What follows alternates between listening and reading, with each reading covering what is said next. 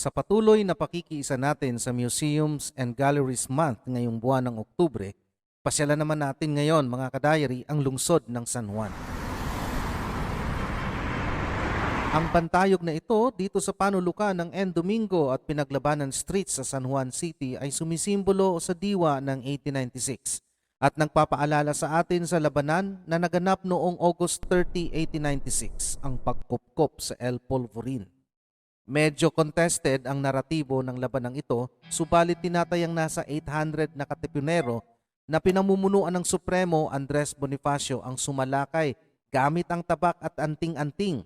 Bagamat nalagasan sila ng 153 na katipunero, nakupkop naman nila ang El Polvorin. Umatras patungong El Deposito ang mga Kastila at sinundan naman sila ng mga katipunero. Subalit na overpower sila nang dumating ang reinforcement ng mga Kastila galing sa Maynila. Dito naman malapit sa Government Center ng San Juan City, makikita ang Pinaglabanan Shrine na nagpapaalala sa atin sa pagsalakay ng mga katipunero sa El Deposito. Ang El Deposito po ay isang water reservoir o imbakan ng tubig.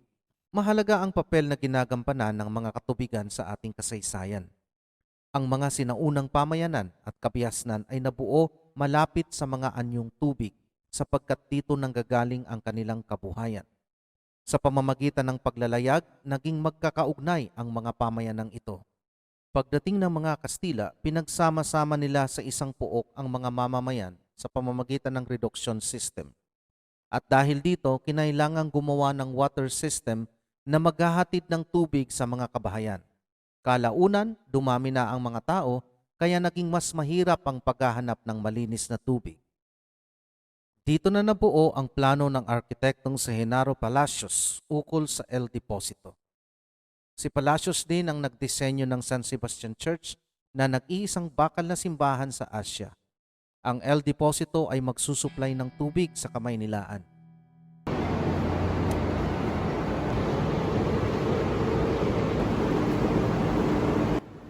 Ang reservoir ay may lawak na 5 kilometro at kayang mag-imbak ng tubig hanggang 50 million gallons. Ang tubig ay nanggagaling pa sa ilog ng San Mateo na Marikina River na ngayon. Hinihigop ito patungo sa imbakan ng tubig sa San Juan del Monte na San Juan na ngayon. Natapos ang construction ng El Deposito noong 1882 at ito po ay bahagi ng Carriedo Water System. Sa labanan sa San Juan del Monte, sinundan nila Andres Bonifacio ang pag-atras ng mga Kastila mula sa labanan sa El Polvorin patungo dito sa El Deposito. Binalak nila Bonifacio na putulin ang supply ng tubig sa Maynila. Bagamat nabigo ang mga katipunero sa labanang ito, naipakita naman nila ang katapangan at sakripisyo para sa inang bayan. Tinawag ang labanang ito na Battle of San Juan del Monte, subalit mas kilala sa tawag na Pinaglabanan. Nakuha din ng mga Amerikano at mga Hapones ang El Deposito noong World War II bilang imbakan ng armas at nagsilbi ring itong ospital para sa mga may tuberculosis. Maraming salamat mga kadayari. Please like and share our videos at pakisubscribe na rin po dito sa aking channel. I-press nyo po ang notification bell para updated kayo sa mga videos na akin pong i-upload.